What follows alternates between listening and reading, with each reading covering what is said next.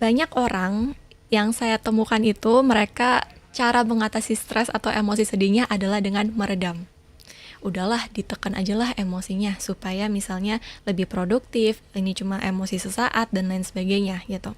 Nah, nah padahal sebenarnya hal tersebut tuh nggak sehat untuk dilakukan. Kalau misalnya memang masih melalui proses kedukaan, emosi negatif seperti sedih, amarah, kecewa dan lain sebagainya, itu nggak apa-apa banget untuk diproses. Karena mau bagaimanapun kita adalah manusia. Bahkan sebenarnya emosi itu ada buat kita. Itu kan menandakan bahwa ini adalah hal yang sangat penting buat aku. Iya. Gitu.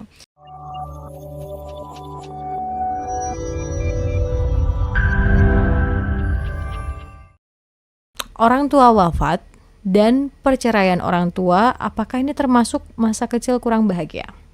Oke, jawabannya betul, karena itu adalah kita menjadi saksi suatu peristiwa yang menyedihkan di dinamika keluarga gitu.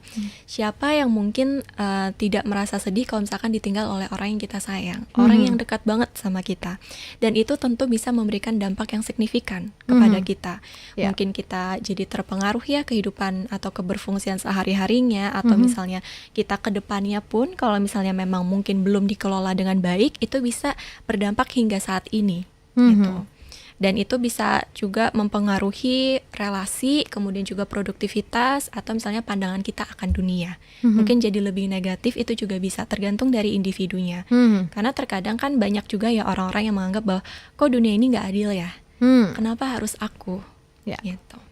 Banyak banget, kayak hampir sebagian besar rasanya semua orang juga mengalami itu sepertinya ya. Nah ini menyambung, ada juga pertanyaan dari UK. Masa kecil saya nggak bahagia, langsung statementnya gitu, karena papa saya meninggal, saya nggak suka lihat mobil ambulan. Nah ini dampaknya langsung konkret ya. Nah ini untuk membantu supaya, karena kan hidup terus berjalan begitu ya, yang tiada ya memang kenangannya tidak bisa dilupakan, tapi kan hidup kita terus berjalan. Nah ini untuk solusinya supaya tidak terganggu dengan kenangan yang kurang mengenakan, ini harus seperti apa sih Kak solusinya? Oke, karena ini mungkin sifatnya kasus individu ya, memang itu perlu untuk digali lebih dalam lagi. Okay. Kalau misalnya memang ada sesuatu yang menjanggal gitu ya di dalam hati dan perlu untuk dikeluarkan terkait dengan kesedihan atau mungkin proses grieving yang kedukaan yang belum selesai gitu ya, itu juga perlu untuk diatasi atau dikelola dulu gitu. Karena kalau misalkan nih, banyak orang yang saya temukan itu mereka cara mengatasi stres atau emosi sedihnya adalah dengan meredam. Udahlah ditekan aja lah emosinya supaya misalnya lebih produktif, ini cuma emosi sesaat dan lain sebagainya gitu. Nah padahal sebenarnya hal tersebut tuh nggak sehat untuk dilakukan. Kalau misalnya memang masih melalui proses kedukaan, emosi negatif seperti sedih, amarah, kecewa dan lain sebagainya, itu nggak apa-apa banget untuk diproses. Karena mau bagaimanapun kita adalah manusia. Bahkan sebenarnya emosi itu ada buat kita. Itu kan menandakan bahwa ini adalah hal yang sangat penting buat aku. Yeah. Gitu. Cuma memang suatu hal yang berkaitan dengan kematian itu tidak bisa kita prediksi, tidak bisa kita kontrol juga gitu ya, itu bisa terjadi kapanpun.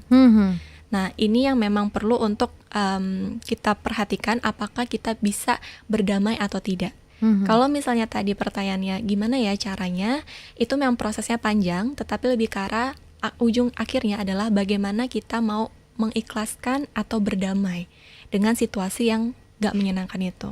Pilihannya dari diri sendiri ya. Betul. Walaupun memang ya setiap orang pasti punya hal yang enak atau bahagia, ada masa-masa yang sedih juga, tapi balik lagi pilihannya mau berdamai, ikhlas, atau meredam itu yang gak sehat sebenarnya ya.